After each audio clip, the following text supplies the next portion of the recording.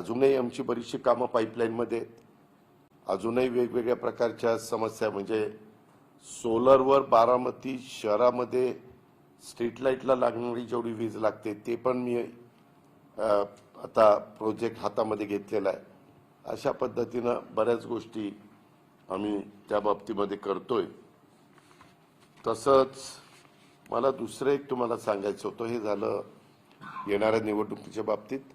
बाकीची पण जबाबदारी जेजुरीची, सासवडची, फुरसुंगी उरळी देवाची किंवा इकडं दौंड, इंदापूर, शिरूर, खेड म्हणजे राजगुरुनगर, चाकण, आळंदी, तळेगाव, दाभाडे, वडगाव, मावळ, लोणावळा, तिकडं भोर, तिकडं जुन्नर, आता नवीन मनसर झालंय. अशा वेगवेगळ्या निवडणुका होणार आहेत. त्याच्याबद्दल पण आम्ही सगळेजण लक्ष ठेवून आणि राज्यात पण चाललेलं आहे तिथं पण आम्ही पण लक्ष ठेवून, आमचे मित्रपक्ष पण लक्ष ठेवून आहेत आणि समोरचे विरोधक पण लक्ष ठेवून. हे मला आपल्या सगळ्यांच्या निदर्शनास आणून द्यायचं होतं. दुसरं, मधल्या काळामध्ये काही घटना घडल्या त्याच्याबद्दल स्पष्टपणे मी माझी भूमिका मांडली आणि त्याच्याबद्दल इन्क्वायरी पण सुरू झाली, FIR पण दाखल झाली ज्यांच्या सह्या आहेत त्यांच्यावर, आणि चौकशी पण सुरू केलेली आहे. 1 महिन्याची मुदत मुख्यमंत्री महोदयांनी दिलेली आहे आणि त्यावेळेस सगळं वस्तुस्थिती काय ती जनतेच्या समोर येईल.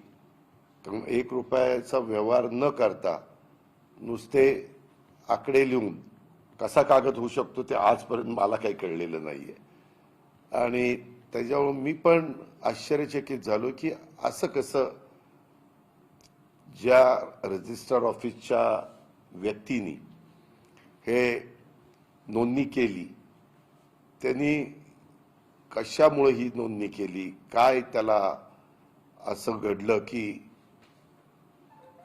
त्यांनी चुकीचं काम केलं. अशा सगळ्या गोष्टीचा वस्तुस्थिती आपल्याला महिन्यांनी कळेल, कारण सगळे चांगले अधिकारी मुख्यमंत्री महोदयांनी त्या कमिटीवर नेमलेले आहेत. ते सुरू झाल्यावर पत्रकार मित्रांनो काय होतं, निवडणुका जवळ झाल्या की आमच्यावर आरोप सुरू होतात, कुठनं तरी काहीतरी. मागेही तुम्हाला आठवत असेल की असाच 2009ला का 8ला 70,000 कोटीचा आरोप झाला. त्याला 15-16 वर्ष झाली, परंतु त्याच्यातनं काहीही कुणी पुरावे देऊ शकले नाही, काही होऊ शकले नाही. पण बदनामी तर आमची होती. कुणी पण उठायचं, ते असं झालं तसं झालं. अलीकड मीडियामध्ये बोलताना वेगवेगळे प्रवक्ते बोलतात, ते पण त्याच्यामध्ये करतात. शेवटी चुकीचं कुणाकडनं घडलं आणि त्याच्यामध्ये काही त्याच्यावर आरोप झाले तर एक वेळ आम्ही समजू शकतो, परंतु सकाळपासून रात्री उशिरापर्यंत लोकांची कामं करायची, पारदर्शकता कशी राहील ते बघायचं, नियमाला धरून करायचं, संविधानाने सांगितलेल्या सगळ्या गोष्टीचा आदर करायचा, घटनेचा कायद्याचा पूर्णपणे कुठेही तिथं चूक होणार नाही हे बघायचं. आणि ते झालं की लगेच बारामतीतल्या कुठल्या जमिनीचं काढायला लागले. माझं तुम्हालाही सगळ्या पत्रकार मित्रांना आव्हान आहे, मी माझ्या राजकीय कारकिर्दीला सुरुवात केल्यापासून मी कधीही माझ्या हातनं कुठली चुकीची गोष्ट होऊन देत नाही. आणि मी मागेही 2-3दा एकदा मुंबईला सांगितलं, पुण्यामध्ये सांगितलं, आता तुमच्या इकडे सांगतो की माझ्या नावाचा वापर करून माझ्या जवळचे नातेवाईक असतील, लांबचे नातेवाईक असतील, माझे जवळचे कार्यकर्ते असतील, माझ्या जवळचे सहकारी असतील, माझ्या जवळचे अधिकारी असतील, त्यांनी जरी कुणी काही सांगितलं, त्यांनी तर सांगूच नाही.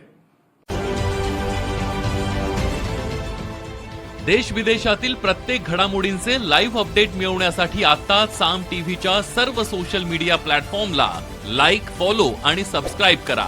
तसंच सर्व नोटिफिकेशनसाठी बेल आयकॉन प्रेस करायला विसरू नका.